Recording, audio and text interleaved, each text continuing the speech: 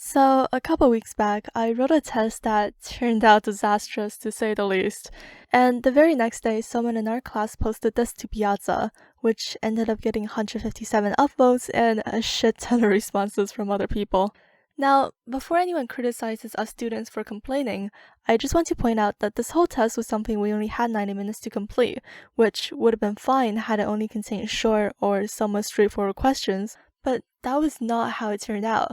There were 5 questions, each having multiple parts and required at least a decent amount of thinking. Take this one for example, that's literally asking us to design an efficient and elegant data structure on the spot, and I don't think that's a fair evaluation for anyone's skill given the time limit we had.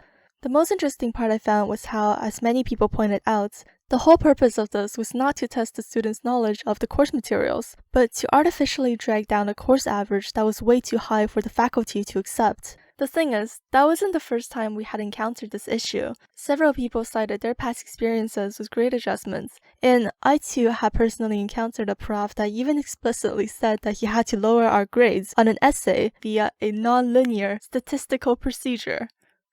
Whatever that means.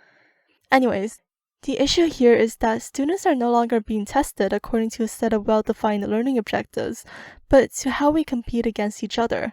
I'm sure there are some people out there whose GPA actually benefited from this practice, but in my experience, grades are often adjusted down, not up, and I want to give my 3 main arguments for why I believe this is harmful.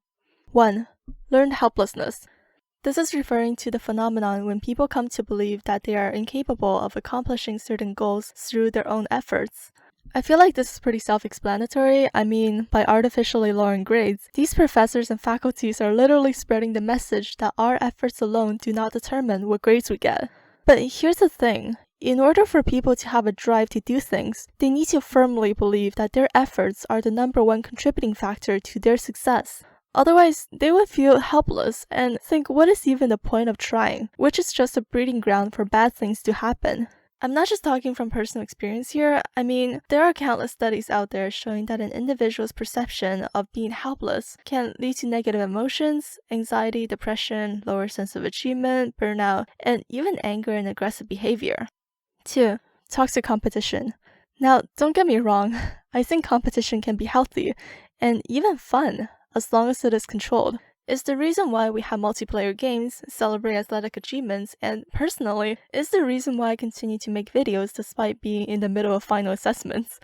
But too much competition can really break the sense of community that us students desperately need in such a stressful environment, especially given the number of students that are coming from foreign countries and have to build a support network from the ground up. Think about it this way.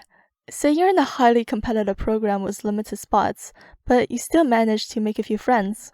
One day, your friends all came up to you and asked for help on a homework problem they're struggling with. The prof then say they're against collaborations as long as people are not copying each other word for word. So, what do? If you help your friends, there's the chance that that may inflate the course average, which means your grades might get dragged down after adjustments. If you don't help them, then well, welcome to my program. Now, that's 13,000 Canadian tuition. How would you like to make your payment? 3. Inconsistent grading. Here's the thing. When we don't have any job experience to prove our competence for a job, the only thing we can provide a potential employer is our transcript. But when grades become a relative instead of an objective metric for someone's abilities, it literally becomes impossible for an outsider to gauge an individual's knowledge based on a number. Plus, there's already enough discrepancies between different TAs that we really don't need any more factors to muddy up the equation. Anyways, I get the need to rank students in order to determine who's the most fit for graduate studies, but hyper-focusing on that turns the entire undergraduate system into a giant filter, and I really don't think this is healthy for the students' mental health. These are just my opinions though, so feel free to share your thoughts in the comments below. Thanks for watching.